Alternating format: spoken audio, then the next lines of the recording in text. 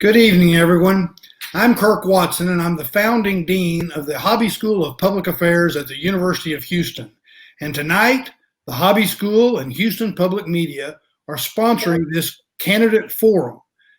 Both Houston Public Media and the Hobby School feel like that part of our duty is to help inform the public about important things related to public policy and politics, and that means being involved in these elections. We think it makes for better informed voters, and this candidate forum is a part of our effort to do that. So thank you for being here tonight, and thank you for wanting to be a more informed voter. And with that, I'm going to turn this candidate forum over to our moderator, Eddie Robinson. And thanks, Senator. I'm Eddie Robinson with Houston Public Media, and I'll be your moderator for this evening's virtual candidate forum. Now, tonight we're welcoming Texas House District 135 candidates, State Representative Jon Rosenthal and candidate Justin Ray. Let's start by explaining the forum's guidelines, which each candidate received in advance. Opening and closing statements will be done as a lottery draw inside this transparent mug, all right? Both names have been placed in this glass mug, and I'll just reach in and draw a name from the glass to reveal the first candidate for opening statements. Jon Rosenthal. Now I'm going to add this name back to the glass, and both names will be placed here in this mug for the end, and I will randomly draw a name inside the mug for the candidate who will give the closing statement first later in the show. So each candidate will have 2 minutes for an opening statement and 1 minute for a closing statement. So rather than a structured debate format, we will have a conversation. This will be just a casual conversation with the candidates about the issues that's most important to Texas House District 135, which includes the Northwest Houston area, Jersey Village, and Cypress. The panelists will ask questions, which both candidates will have the opportunity to answer. Now, there's no strict time limit on the answers, although as moderator, I'll move the conversation along as needed.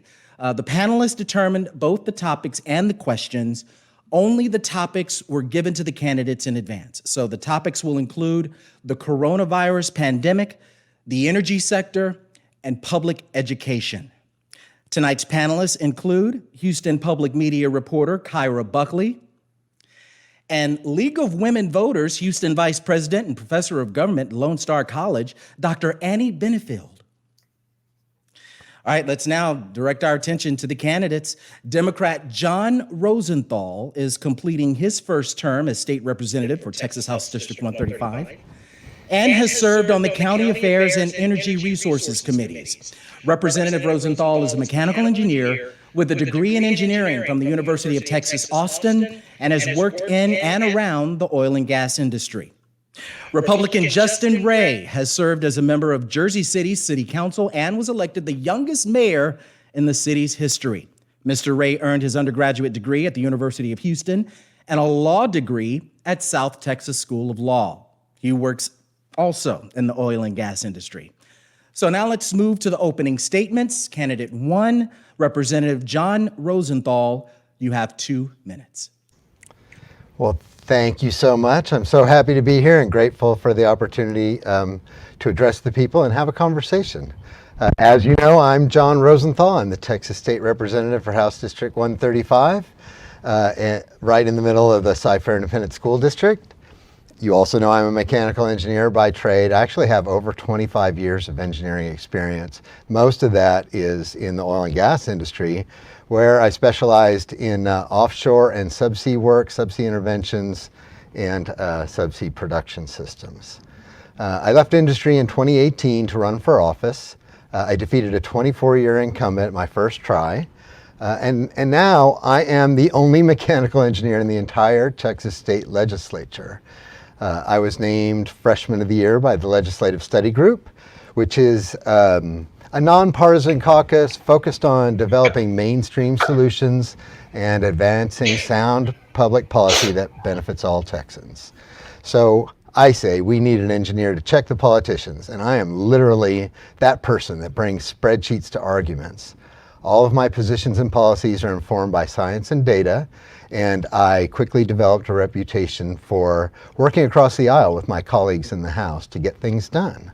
I am eager to return for the next session because, y'all, we have work to do in the Texas State Legislature in the 87th session. We've got some complex and difficult issues, and I believe the scientific, methodical approach is the way to deal with those kind of issues. So thank you again for having me tonight. Thank you so much for being here. Candidate Justin Ray, you have 2 minutes for your opening statement. Well, good evening, everybody. Thank you so much for having me. It's good to be here with you guys at my alma mater, the University of Houston, and that this is a great opportunity for us to discuss the vision for our community and the vision for our great state of Texas. So a little bit about myself. I'm Justin Ray. I'm the Republican nominee for House District 135 right here in Northwest Harris County. I'm the former mayor of Jersey Village, and I'm also a proud graduate of Cy-Fair ISD. I'm married to my wonderful wife, Allison. She's a special ed teacher specializing in special ed with kids with visual impairments. I've got 3 great kids, Evan, Lauren, and Ellen. They're 3 rambunctious Cy-Fair students, and we've got them back in school right now, and it's been a heck of a year for us, and we're just really excited about the future of this community. And when I talk about this community, this Cy-Fair area, it's my home. It's where I grew up, it's where I was raised, and it's where I'm raising my family now. My kids are actually in the same elementary school that I went to as well, and so this is a very special community to us, and I'm so glad that I had the opportunity to serve. I did serve the city of Jersey Village, the sprawling metropolis of Jersey Village here in Northwest Harris County. I served for 7 years, 4 of which I was a mayor.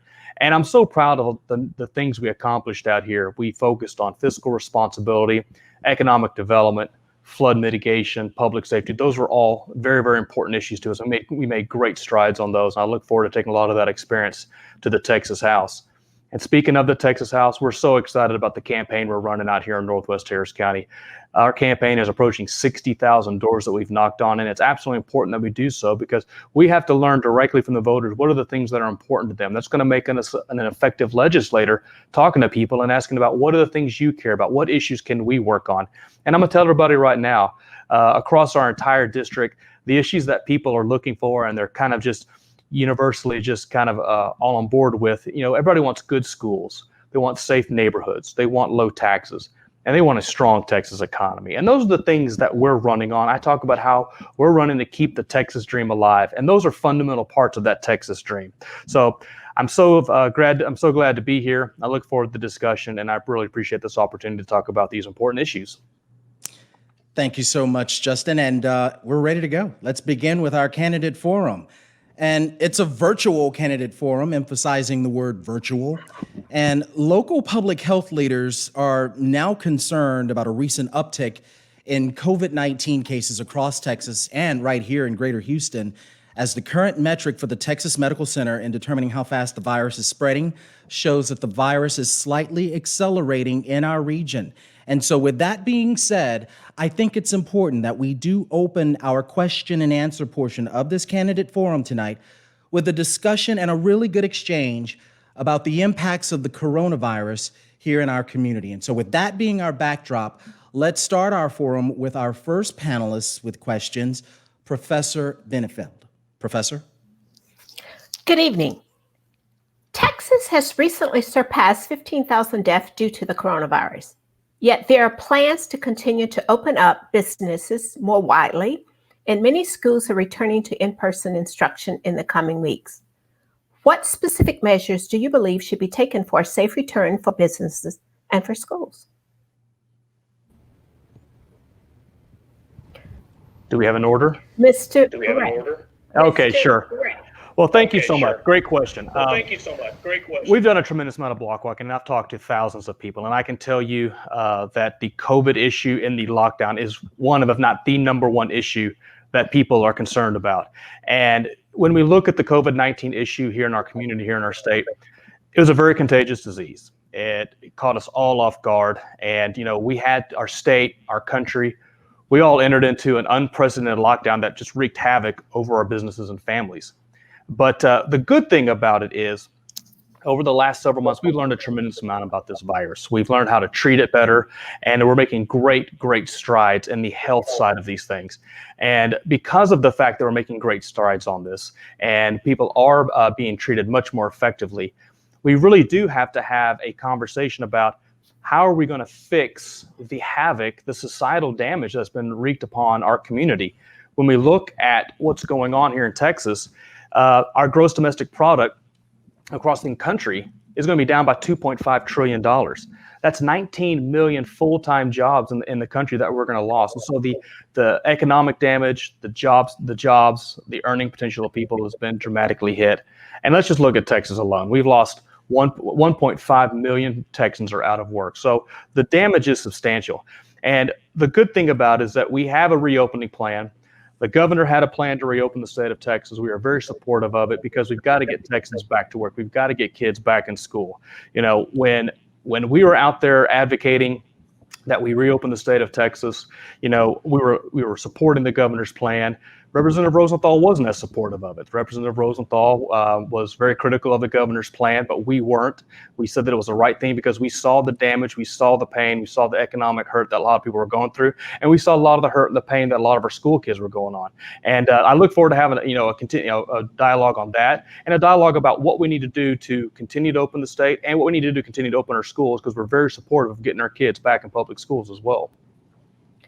So does that mean that you would open up the state earlier, or would you have not taken a shutdown measures into consideration in light of the number of death total that is happening? No, absolutely. So the one of the things we have to realize is that there was no playbook on how to do this. Well, nobody had a playbook on how do you handle a pandemic that nobody had seen before, that was as frightening and as contagious as it was. Nobody had that playbook. We did have to close things down. We had to make sure that we weren't overwhelming hospitals. We had to make sure that we had all the protective personal equipment that we needed. We needed to make sure that we understood the contagiousness and how to combat this disease. So stopping everything when we did to learn about it was probably the right move at the time. But as we've now learned more about it, we do need to continue to open up the state. I feel like we're on a good track to do so. And I think that we need to continue that, and we need to continue opening, especially as we're much more effective in combating this disease. So how do you grade the state of Texas' response to COVID, and why? Well, look, I would give it a solid B+, and I'll tell you why. One of the things that we've done in Texas is we marshaled a tremendous amount of our forces. When you look at the governor's responses, I mean, the governor's response and the way we as a state of Texas attacked this thing, we did a number of different things. We mobilized a tremendous amount of our state resources. We leveraged federal resources as well. Our state and local leaders worked well together to combat this disease. The governor's office, our health officials did a really good job of keeping Texans informed, and we worked hard to mitigate the spread of these in our Texas communities. So we did a number of things that we needed to do. There's always going to be room of improvement. I don't think we can give anybody an A or an A- in this whole issue. But Texas, we took the disease seriously, but we also understood the economic impacts that it was having on both our businesses, our earning potential, people's livelihoods, and our kids. And so the reason why I give Texas a B+ is because we actually struck that healthy balance, and we actually provided leadership for the rest of the country. I'm curious to hear Rose. Yeah, go I'm ahead. hoping Feel I free, get a chance Representative. to chime in here, because listening to candidate Ray, I feel like we're on two different planets in two completely different realities. Do you need me to, Representative Rosenthal, do you need me to repeat the questions for clarity purposes? Oh yeah, let's do that. Let's run through the process. I think. Okay. Texas has recently surpassed 15,000 deaths due to the coronavirus. Yet there are plans to continue to open up businesses more widely, and many schools are returning to in-person instruction in the coming weeks. What specific measures do you believe should be taken for a safe return to businesses and schools? Okay, thank you very much. So a lot of times like in my opening statement, I'm that engineer that literally brings spreadsheets, and while I don't have a spreadsheet today, this is the data that I look at daily, and I use multiple sources to track what's going on with coronavirus. And I use world meters, and the Johns Hopkins Institute does great tracking work. I watch the Department of Safety Health Services from the state of Texas here, and I have been very critical of of Texas's policy, and they quite frankly have not followed the science. They continue to cherry pick data. They make up criteria for moving forward on opening that literally makes no sense. It's not consistent with what was done in the past. So here's the deal. You said that Texas passed over 15,000 deaths. Actually, that number is over 16,000 as we sit here. And by the time people watch this, it'll be over 17,000, certainly. The mortality rate on this thing. I mean, right now, we're doing this towards the middle of October. Right now, we're having about 5 to 10,000 new cases per day, depending on the day. And mortality rate on this thing is 2%. And the 2% is no matter what data you look at, it all comes out 2.05, 2.06. It's horrendous. And so what boggles my imagination is why our leaders, both nationally and in the state, don't recognize that the root cause of the economic problem is the health crisis, the pandemic. In my industry, in engineering, when you want to solve a problem, you have to get at the root cause. Unless you isolate that cause and resolve it, you're going to continue to have the same problems. And we're seeing that. So the misguided effort to open, playbook. Wait. Before I go forward, for someone to say we didn't have a playbook, no one can see this coming, that is, it's just from another planet. Of course there's a playbook. Administrations for both Republican and Democratic administrations for the last 3 presidents have worked on that playbook. Our current president just threw it away, and the governor doesn't use it either. So yeah, there's a playbook.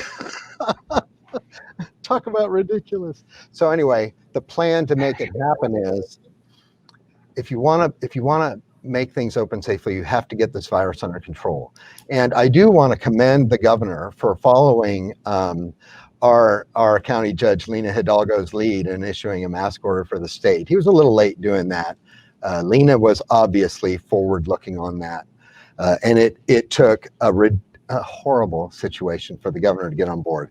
But actually, once he did, that's one of the most effective measures that we've had to turn this thing down. In the absence of a vaccine, wearing a mask is the most effective thing that you can do to slow this down. So I'm going to take a moment and urge everybody to please comply with the governor's order.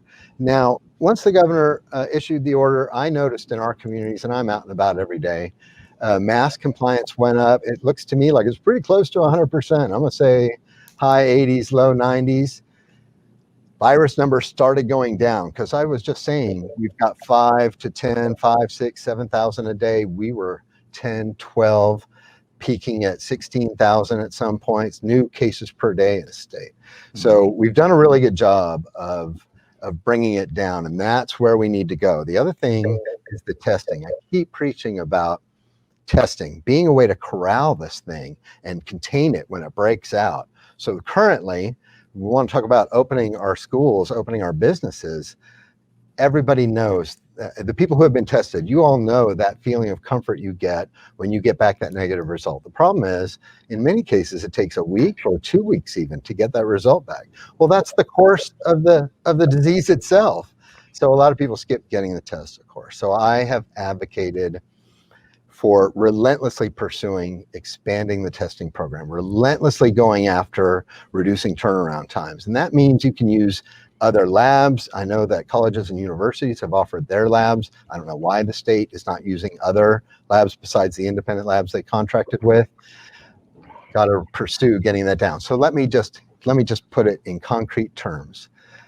Right now, we have a policy where we send the kids to school, and the policy at our schools is children will get a free test if somebody develops symptoms on campus. Well, everybody watching this, at least the ones who live in the same planet I do, everyone watching this knows that you're contagious for several days before you start showing symptoms.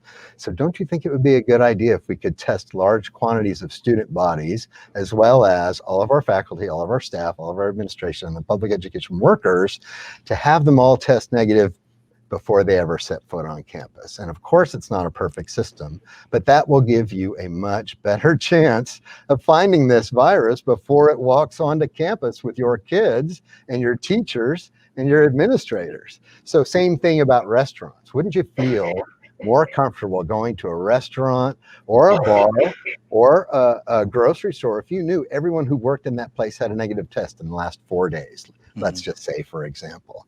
So those are the sort of things I advocate. Once you get the virus under control, this economy will flourish. People are dying to get out. I want to see the oil and gas industry pick back up. It needs to happen. Anyone who says I doesn't know that I actually make my money in that industry. That's another piece of unreality that I've seen on this campaign. People talking about how the 30-year oil and gas engineer wants to destroy the oil and gas industry. Not only does it pay my salary, it pays for the progressive programs I advocate, like all-day pre-K was paid for by oil and gas severance taxes. And oil and gas severance taxes feed our rainy day fund, which is what we use to not only plug holes in our budget, but also to stabilize our state's finances so that we can borrow at advantageous rates. So that's the deal. You need to get this thing under control. You got to have widespread testing, fairly universal mask wearing until there's a vaccine, and then things will roll out as people feel comfortable and develop their confidence in the safety of their environment. Well, we'll have Dr. Bennyfield on later in our hour because we want to make sure that we get all of the topics in. Yeah. And just quickly, Can I have a chance to respond to that? absolutely. Yeah. I was just going to ask Representative Rosenthal just quickly because Mr. Ray gave Abbott the grade of a B. Quickly, what grade would you give the state of Texas? So I'm going to give him a C. I had given him an F before he issued the mask order.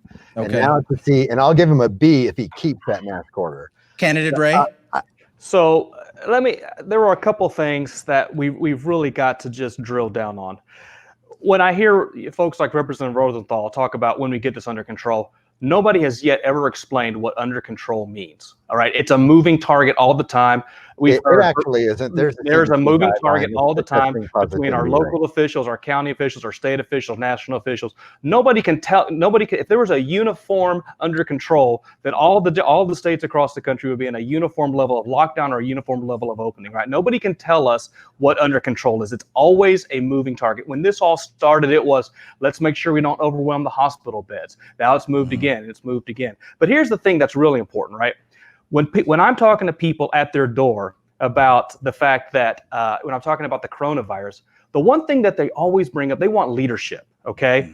And the thing that Representative Rosenthal again did tonight that he also did in his op-ed is not once did he acknowledge the economic pain that people have been suffering, and that's what leaders do. I spent 4 years as an executive of a city, and I had citizens that were responsible to me. I had to man emergency operations centers. I had to go wade through floodwaters. We needed leadership, and when you're in a situation like this, you have to balance the health and safety of your citizens along with their economic needs at once. And not once tonight, nor in Representative Rosenthal's op-eds did you see him even acknowledge the economic pain that people are going through. Representative Rosenthal talked about the bar industry. One of my best friends that I've known for many, many years, him and his wife bought a little bar together. They invested their entire life savings in it. And right before the lockdown hit, they basically were about to file bankruptcy. How do we tell those small business owners that, well, we don't know what under control is? It's a moving target. We're not exactly sure when you're going to be able to open your business again, right? So that's just completely inaccurate. But that's exactly what we've done, John. For months, you've had people in Texas who don't know when their jobs are going to be open. They don't know what jobs are going to be there. And as a matter of fact, 1.5 million of them have lost their jobs. Exactly right. And that's exactly what I'd like to see if we can communicate. We want to push forward here. Healthcare crisis. Representative Rosenthal, Mr. Ray said something just really fascinating. I just want to make sure that we continue our conversation here with jobs. And that's been a huge, huge issue here with regards to the pandemic and jobs. I remember, I think we have some agreement here as I was reading the bios earlier and listening to the both of you earlier that you're both working in the oil and gas industry. That's fantastic. And I actually used to work for ExxonMobil and picked up a mechanical engineering degree myself. But when I graduated, the latter part of the 90s, there were modest gains in the industry in the late 90s compared to the oil bust that happened in the mid 80s. Profitability, it was huge. Productivity, huge. The market was predictable. Fast forward to now, things are very different. And on some level, amid the oil and gas layoffs, I recently read in an industry newsletter that it's causing many younger workers to rethink their careers. So let's dive in more and work our way into our next section of dialogue here as it relates to the energy sector. And for that, we'll turn to my colleague, Kyra Buckley. Kyra? Hi, thanks, Eddie. And thank you both so much for being here and talking about these important issues. I moved to Houston back in February to cover the energy industry. So an industry I know you both are very knowledgeable about, but you can imagine it's been an interesting time since February. So I've got a couple questions that I'd like to ask you about that. First, the oil and gas industry in Houston has lost more than 18,000 jobs since the start of this pandemic. The COVID-19 downturn has forced companies to cut budgets and slow down production, and more layoffs could be on the horizon. Adding to that, energy experts have been telling me they think oil is going to stay around $40 a barrel for a while. And the state of Texas also takes in billions of dollars in revenue from oil and gas production taxes. I'd like to hear from both of you, what role should the oil and gas industry have in the recovery from the coronavirus downturn and in the Texas economy in the future? Randomly, candidate Ray, why don't we start with you? Sure, no problem. Thank you very much. Your question is, what is the role the oil and gas industry is going to play in our getting Texas back on track? The oil and gas industry, our energy industry, is going to lead our economy back on track. A lot of us who grew up in, welcome to the Houston area, Kyra, good to have you here, right? A lot of us here who grew up in Houston, like I did, third generation, we've all got Texas oil and gas stories, right? My grandfather was a machinist in the 1930s and 40s, machining drill bits. My father was a machinist in an oil and gas valve company. I went and got a law degree. I went right into the oil and gas industry and the manufacturing side of things. I mean, we've all got a history, and what it shows is that we're absolutely blessed here in Texas to have natural resources, and it's going to drive much of our economy. Let's look at what the Texas oil and gas economy has done when we're not under this unfortunate pandemic. Haven't had this suppression. When you look at the oil and gas economy, it is year in and year out provided about 430,000 jobs here in Texas, right? It has paid about $16.3 billion in state and local taxes. And here's the thing, especially when we're talking about getting back on track, it's provided about 30% of our gross state product, right? We've talked a little bit about it as well. Not only is the oil and gas industry going to get our economy back on track, not is it going to be the engine that causes that, it's going to fund our schools.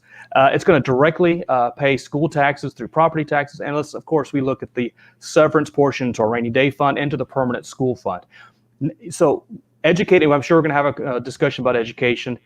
Representative Rosenthal and I are both very passionate on that. And but we see that the oil and gas industry is going to be one of the drivers that gets both the economy and this school system back on track. And I strongly support our oil and gas industry. So to answer your initial question, Kyra, right now it's going to be the driver. And we're very fortunate that the Texas Oil and Gas Association has endorsed us because they understand that we're the one candidate in this race that is pro energy. We do support policies that's going to grow the Texas oil and gas industry. So we're very fortunate and very appreciative to have that endorsement. But going into the future, renewables is going to play a huge role in Texas as well. Texas leads the way in renewables. When you look at the future of Texas, the ERCOT, the Electric Reliability Council of Texas, has said that in the electricity grid, which it has about 90% of, almost as much wind has been installed as in the past 5 years combined, and almost triple the amount of solar. So one of the things that is so great about our state is we're leaders in so many areas. We're leaders in the oil and gas industry, and we're leaders in the renewables. So right now, the state of Texas, the oil and gas industry is going to be the driver that gets this engine back up and running. But going forward, the oil and gas industry is going to be here. It's going to be here to stay because it does so much. Not only does it actually provide the fuel that we use, not does it only heat and cool our homes, but it also goes into so many components that go into the building, the materials we use every day in life. But going forward in Texas, the oil and gas industry will be a main driver, and it's going to be complemented by a growing Texas-driven renewables industry, and I think it has a very bright future. Thank you so much. And I I will be asking a little bit more about renewables in a second. But first, same question to you, Representative Rosenthal. What role should the oil and gas industry have in the recovery from COVID-19 and in the Texas economy in the future? So thank you for asking. And as you know, oil and gas pays my bills, funds my public education. It's we just have to be forward leaning on this. And actually, I'm part of a Democratic subcommittee, a special committee on clean air, clean water, and the environment, where we rolled out a plan to work on our electrical grid and expand broadband internet and a bunch of stuff like that. But I want to talk about oil and gas because. So first, the Texas Oil and Gas Association, I'll just say I know their treasurer personally. He used to be in the legislature. He's a fierce partisan, and so I'm not going to give too much credence to that endorsement. He endorsed the Republican in the race. I think it's expected. But I am the only oil and gas technical professional in the entire legislature. I know this business inside and out. I've worked in it for over 20 years. I spent my time on rigs, in machine shops. I was a machinist helper. I was a welder's apprentice. I have worked with those people side by side, and I have developed and installed equipment. I have designed machinery that's still in operation today. I actually have a spotless record for the stuff that I've put in the field, which is not like my opponent, but you guys can look that up. The role that it's going to play in our recovery is going to be huge. I always say, not only is oil and gas 30% of our revenue, it's a large part of the Texas culture. And so we have to embrace it and help it grow. Once again, the COVID crisis has caused a dramatic downturn in demand. And I don't care how much deregulation you do on the oil and gas industry, until you implement not moving goalposts, but CDC guidelines, and bring this thing under control to where there are specific measurable goals like testing positivity rate, bed utilization, that sort of thing. Until you do that, the oil and gas industry will continue to flounder as it has. So once again, you have to go after the root cause of the issue. Once oil and gas starts back up, like I said, there's going to be demand. We're going to see demand as it gets colder in the United States too. That will help increase production, but that's an annual thing that always happens anyway. It's going to be necessary for oil and gas to also make their investments in renewables. And BP recently came out with an article where they said they could see not peak supply, peak demand on the horizon. So if you look into these topics, hippies in the past used to talk about peak supply and we would run out of oil after we take it out of the ground. Of course, that never turned out to be true, but they're seeing a decrease in the demand. And it's not just driven by COVID, it's driven by the planet going green. So green energy industry is one of the fastest growing industries on the planet. Our oil and gas providers and our oil and gas service and operations companies are uniquely, perfectly positioned to step into that role. Those jobs map perfectly to green energy industry. So while we're doing great at putting up windmills, why don't we make any of the turbines in Texas? While we're doing great at solar and increasing the amount of solar power, how come we're not making solar cells here in Texas? That's the thing. We could get domestic production going. I believe we should be providing incentives to these operators to develop green energy industry for the jobs, for the economy. And if Houston and Texas wants to stay at the forefront of the energy industry and the world leaders in energy, as we always have been, we're going to have to shift with the times. We're going to have to grow like the planet grows. And this is the fastest growth industry on the world. I see no reason why we can't take advantage of that here in Texas. We could talk about the oil and gas industry and how it's going to play into the COVID recovery for a long time, but I feel like both of you are already looking at my notes because you both already touched on my second question. But I want to give you both the opportunity to expand just a little bit more. Some say that this downturn has also sped up the so-called energy transition, the move away from fossil fuels and towards renewable forms of energy. Representative Rosenthal, you just mentioned BP. They have their U.S. headquarters here in Houston, and they announced they're going to cut oil and gas production 40% over the next decade. It comes at a time when cities like Houston are figuring out how to be carbon neutral by 2050. What role should the state legislature play in the transition to renewable energy and more broadly in reducing emissions to combat climate change?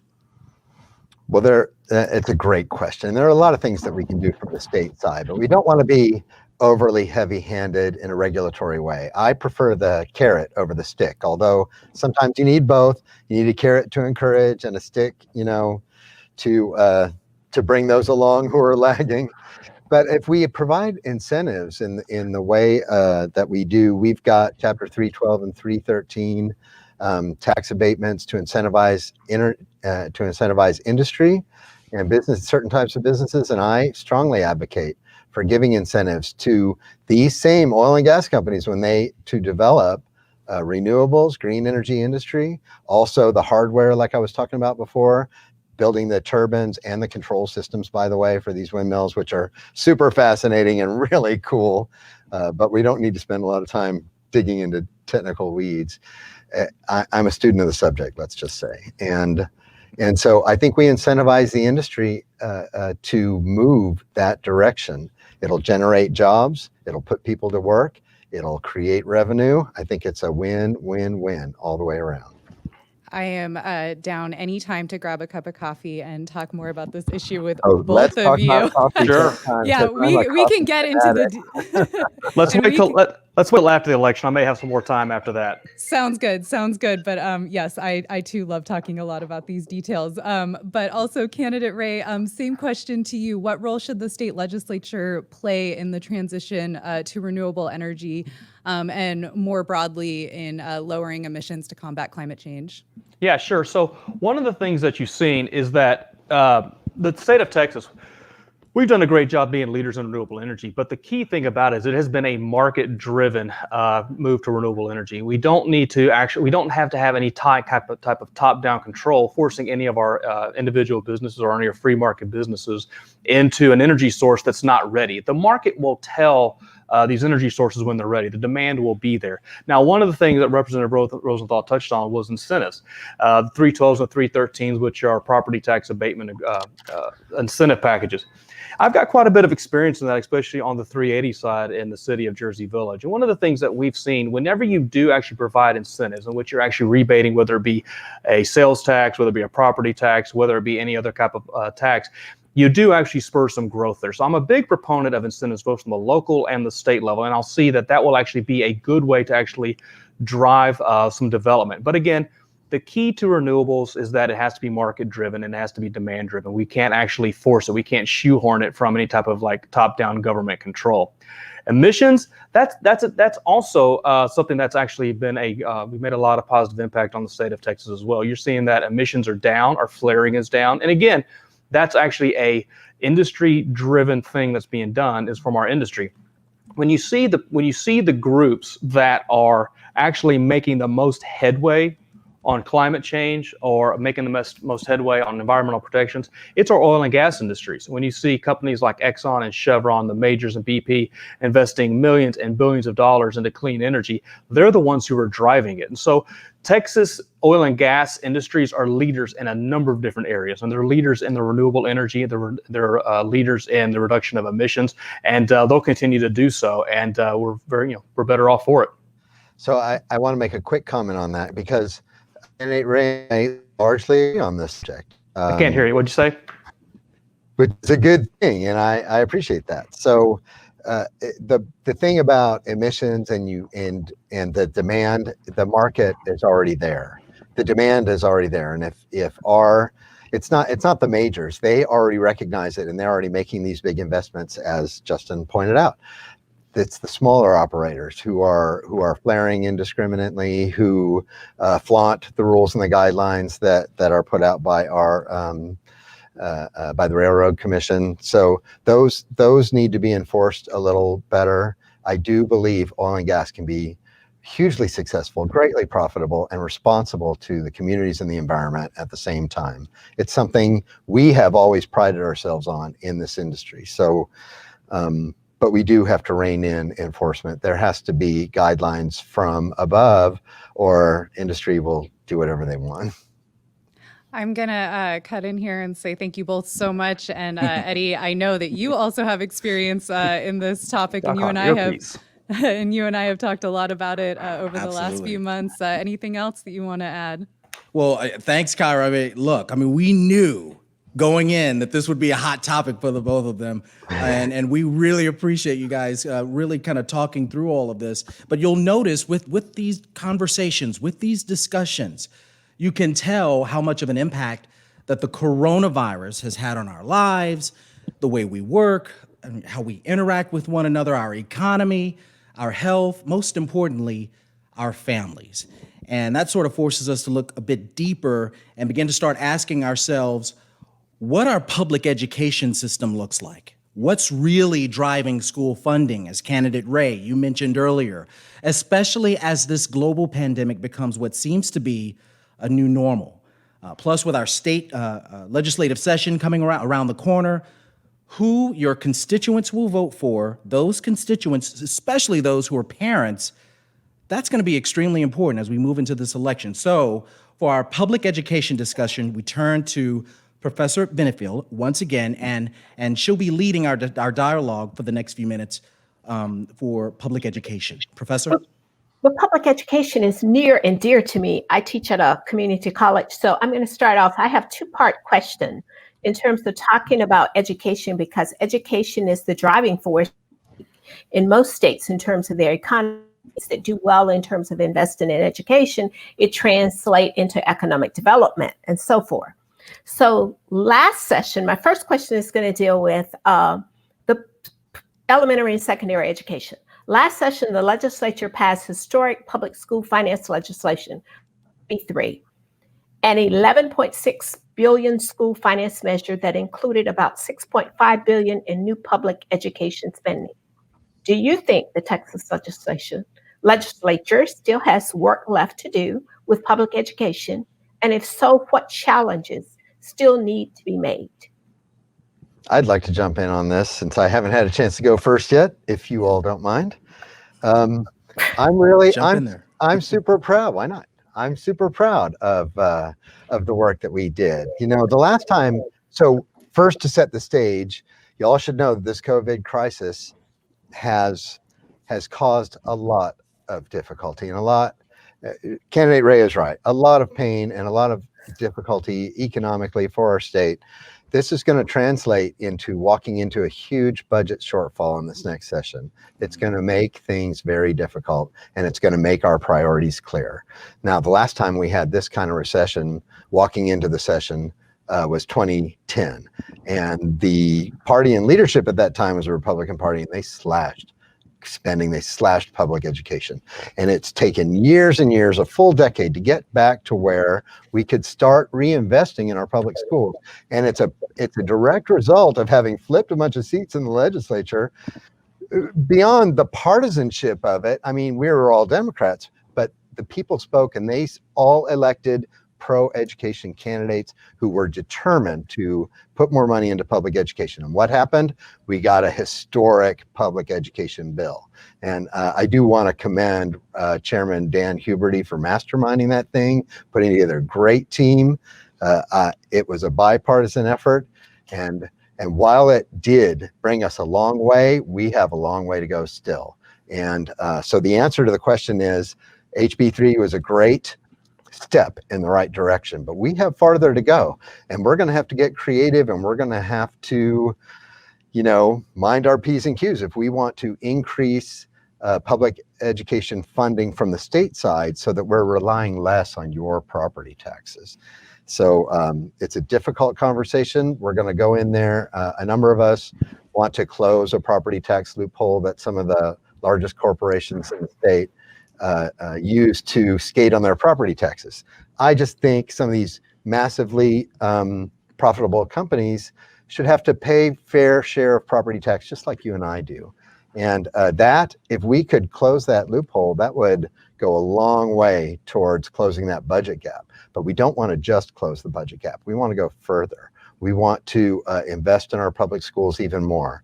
And so if any person walking into the Texas State Legislature or into this job in general says, I'm going to push for more funding for public education, if you don't identify those sources, where that money comes from, and you got a budget shortfall coming, it ain't going to happen. It's just hot air. So the other part of that is our leadership in this state, Republican leadership in the state, have already signaled that they want to cut across the board 5%.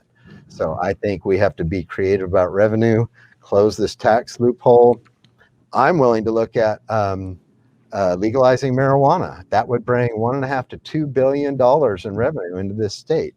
And it's something that's demonstrable. It's something we know we can make happen. Also, besides closing the property tax loophole, there's this business with commercial real estate where they don't have to reveal the sales price of a property, and so they can grossly undervalue their properties. That should probably go away. So those measures, the closing the loophole and making transparency for property sales, that's conservatively $5 to $7 billion a year. The legalizing marijuana, should we have an opportunity to do that, and I think at least for medicinal use, but I would go full board, is another $1.5 to $2 billion a year. And then the other part of this is the state grants tax holidays, 312 and 313 tax exemptions, as we said, over $60 billion a year. And those last for up to 10 years. So I propose that we have a good hard look at those. Some of those, we're just giving away money and it's not producing the desired effect anymore. If we could slash, let's just say we have a target of another $5 to $7 billion, that would really let us close the entire hole without damaging our state's economic status by emptying out the rainy day fund. I mean, we can use it to plug holes, but you cannot use huge sums out of that because it affects your state's financial structure.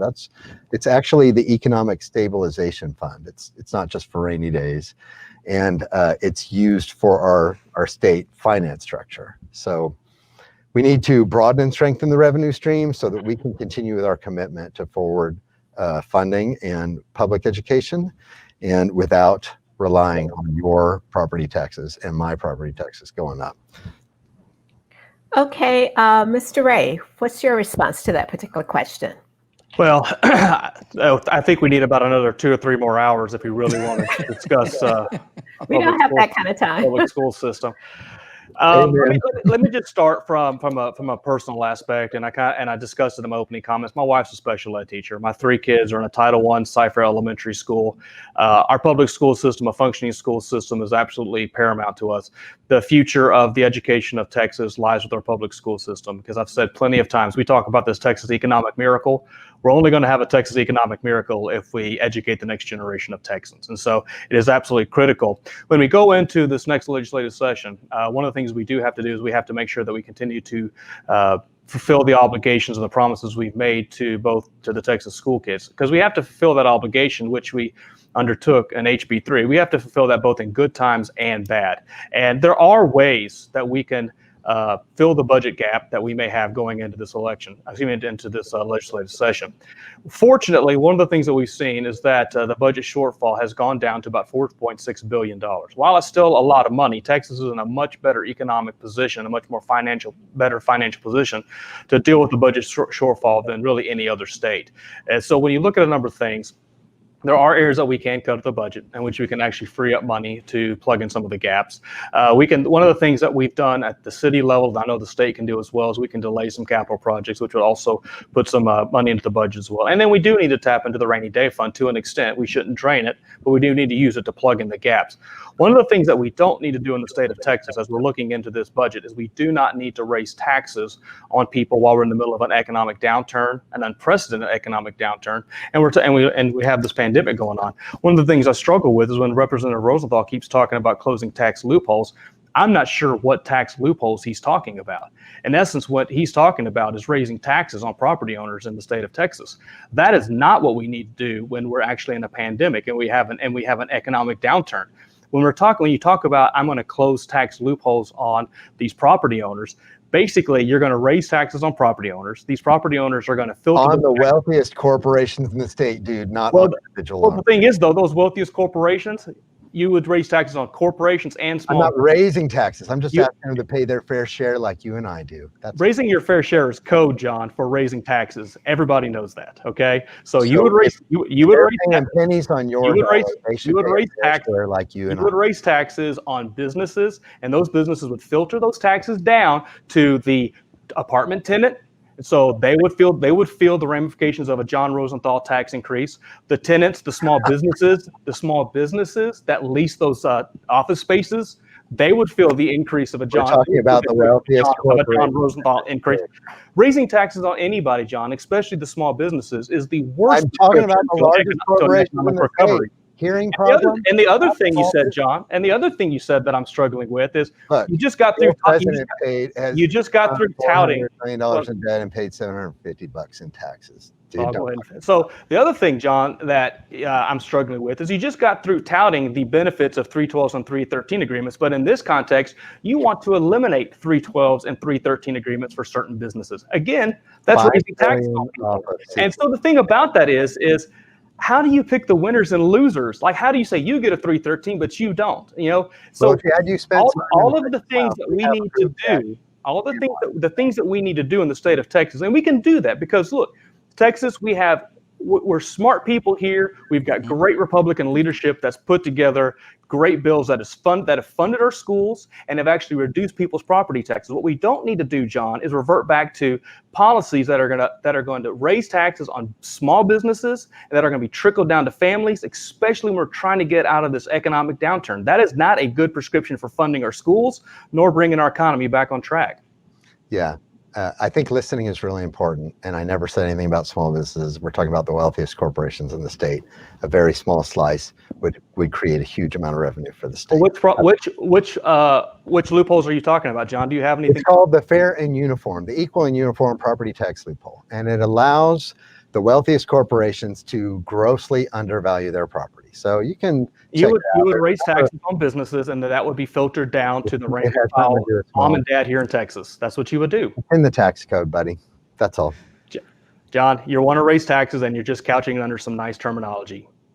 It's simply a mischaracterization for you to even suggest that I want to raise taxes on small businesses when I keep talking about a tiny slice of the most profitable corporations in the state. You would raise taxes on anybody during an economic downturn and a pandemic is not a recipe for success, and that is not what made it. That is not what's made Texas a great state, and that is not what has actually made Texas a magnet for businesses coming into our state. We don't need to be raising taxes during an economic downturn. We don't need to be raising taxes during a pandemic. We need to be tapping the resources that we have, utilizing a rainy day fund, finding and trimming that budget where we can, and then we need to fund our schools and do that without actually breaking the backs of the taxpayers in our state. That's just not what we do in Texas, John. Professor, the other thing we don't do is talk taxes. Before we move any further, I just want to make sure that I would agree. I give a shout out to Professor in creating a fantastic topic of discussion here. It was very colorful, and it looks like we'll have our candidates. And look, these are all major issues. The parents, families, our school teachers, staff members, faculty members, they will all keep this in mind, especially when they walk inside that polling location and cast their ballot. So this is a great opportunity for them to hear your thoughts, as well as going online and doing some research themselves before they cast their ballot. Let's move to our final portion of our forum here. We'd like to have this opportunity for the both of you to have closing remarks. I will reach for my transparent mug here. I am not looking, and this person will be the first up to randomly give their 1 minute closing remark. And it is candidate Justin Ray. Thank you very much. You have 1 minute. This is fantastic. No, great forum, great discussion. I love interacting with folks from my alma mater, University of Houston. Go Cougs, right? Thank you so much for the Hobby School for putting this together. Tonight we learned about how special Texas was. We learned and we discussed about what the future of the state of Texas should be. And I'm just so excited about the future of our community. I'm excited about the future of our state. But we need to, going into this election, we need to ask ourselves, do we want a Texas that supports and funds our public schools, and so we can actually educate the next generation of leaders and entrepreneurs in the state of Texas? Do we want a state of Texas that grows our energy industry, our energy jobs, and leads the way on renewables? This is what Texas is all about. Do we want to have a state of Texas that attacks COVID-19 head on and gets our Texas economy back on track? That's what we do here in Texas, right? And here in Texas, we want to have a state that unshackles the burden of taxes and regulations for small businesses and Texas families. That's the recipe for success. That's part of the Texas dream that I talk about, and that's what we're running to keep, is to keep that Texas dream alive. Justin Ray, I'm your Republican nominee for state representative, and I'd really appreciate your support, and thank you so much for this evening. Thank you. Representative Rosenthal, you have 1 minute. Thank you so much. First, I want to thank you all for having us. I love the University of Houston. I actually went to graduate school there. I do want folks to know about my passion for public education. My daddy was a school teacher, and so were both of his parents. So I grew up in a household revering teachers, revering public education. It's the primary driver why I got into politics. I'm here at the American Federation of Teachers office right now telling you about this. So not only am I very passionate about making sure that we properly fund our schools, I have a long-term goal to overhaul how we test children in our public schools. We need to repeal and replace the STAR test. So that's a whole huge conversation by itself, but I just want it known that that's a baseline position and my lifetime goal. Once that's done, I would love to go back to being an engineer because it pays so much better. So I'm thankful for having had this opportunity. My name is Jon Rosenthal. I am your Texas State Representative for District 135. Proud to serve and ready to come back for more. So thank you all again. Thank you so much. Well, look, information is a critical component of our electoral process, and we thank you both for taking the time to discuss passionately, we don't shut off mics, passionately to discuss the issues that are most important to the constituents of Texas House District 135. Please remember that the early voting period is going on right now through October 30th, and Election Day is on Tuesday, November 3rd. Information about voting in Harris County may be found at harrisvotes.com. And election officials are also encouraging you to take full advantage of the 10 drive-through voting sites located throughout the county, as well as 24-hour voting sites that will be available on Thursday, October 29th. Our next candidate forum is tomorrow night at 7 p.m. and will focus on the race for Texas House District 28.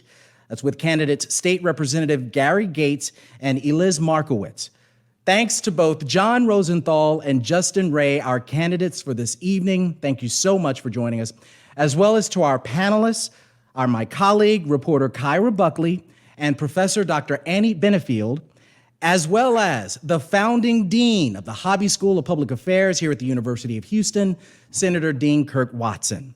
On behalf of the Hobby School of Public Affairs and Houston Public Media, I'm your moderator, Eddie Robinson. I was going to say news anchor. And thank you so much for watching, and good night.